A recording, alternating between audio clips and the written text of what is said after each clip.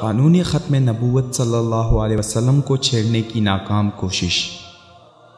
پاکستان کی قومی اسمبلی اور سینٹ سے منظور ہونے والے الیکشن ترمیمی بل 2017 میں ایک طویل عرصے سے تیار کردہ منصوبے کے مطابق ختم نبوت صلی اللہ علیہ وسلم کے قانون پر حملہ کرنے کی ناپاک جسارت کی گئی۔ اس بل میں دراصل نواز شریف کو نااہل ہونے کے بعد دوبارہ پارٹی صدر منتخب کرنے کے لیے ترمیم کی گئی، لیکن در حقیقت پس پش طے شدہ منصوبے کے تحت قانون ناموس رسالت صلی اللہ علیہ وسلم پر حملہ کیا گیا۔ الیکشن قوانین کے تحت کسی انتخابات لڑنے والے امیدوار کے لیے ختم نبوت صلی اللہ علیہ وسلم پر کامل اور غیر مشروط ایمان ہونے کا حلف نامہ جمع کروانا پڑتا تھا، جس میں امیدوار قسماً ختم نبوت صلی اللہ علیہ وسلم کا اقرار کرتا ہے اور حضور سرور کائنات صلی اللہ علیہ وسلم کے بعد کسی بھی نبوت کے دعوے دار کو کذاب، جھوٹا اور کافر تسلیم کرتا ہے۔ بالخصوص قادیانی اور لاہوری گروپ کا نام لے کر حلفیہ اقرار کرتا ہے کہ اس کا نہ قادیانی اور لاہوری گروپ سے تعلق ہے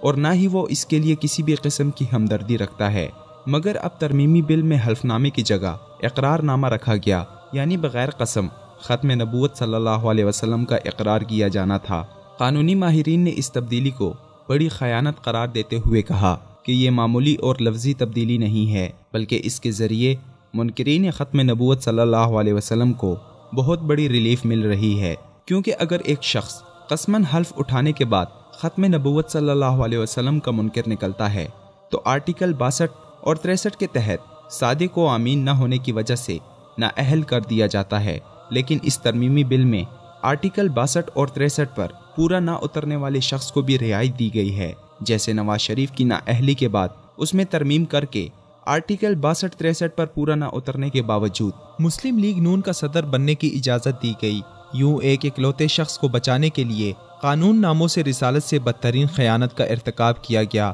حلف نامہ کو اقرار نامہ میں بدلنے کے علاوہ ترمیمی بل میں آرٹیکل 7B اور C بھی تبدیل کیا گیا ہے، جس کی روح سے کسی بھی قادیانی شخص کا جعلسازی کے ذریعے مسلمان بن کر ووٹ کاسٹ کرنے کو چیلنج کیا جا سکتا تھا، جیسے کہ الیکشن کے قریب آتے ہی قادیانی شناختی کارڈوں میں جعلسازی کے ذریعے سے اپنے آپ کو مسلمان کہتے ہیں، انہیں عدالت میں حلف نامہ جمع کروانا ہوتا ہے کہ وہ مسلمان ہیں۔ اگر وہ جمع نہیں کرواتے تو پھر ان کا ووٹ اقلیتی ووٹ میں شمار ہوتا ہے۔ جبکہ اسی ترمیمی بل میں قادیانیوں کی قانونی تعریف جو آئین پاکستان میں تھی اسے بھی ختم کیا گیا ہے۔ اس تمام صورتحال کے بعد لوگوں نے شدید رد عمل کا اظہار کیا۔ سوشل میڈیا پر اس حوالے سے عوام میں شدید اضطراب اور بے چینی پائی جا رہی ہے، جبکہ کئی مذہبی جماعتوں نے سڑکوں پر آنے کا اعلان کیا ہے۔ حکومت کی اتحادی اور اپوزیشن جماعتوں کی جانب سے بھی اب اس پر گفتگو کی جا رہی ہے، لیکن اس بل کی منظوری کے وقت قومی اسمبلی اور سینٹ دونوں ہاؤسز میں بیٹھے عوامی نمائندگان نے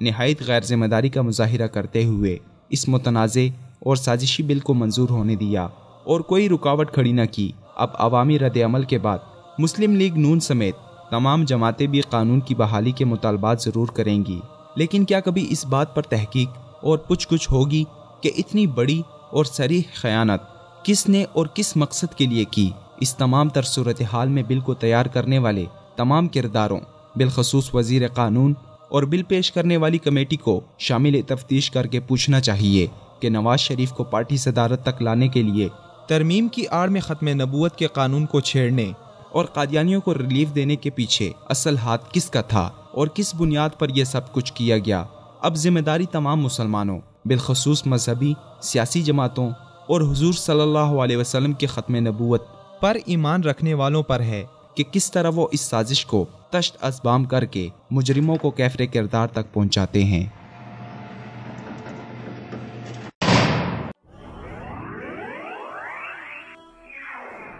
وصال اردو، اندھیری رات میں ایک روشن چراغ۔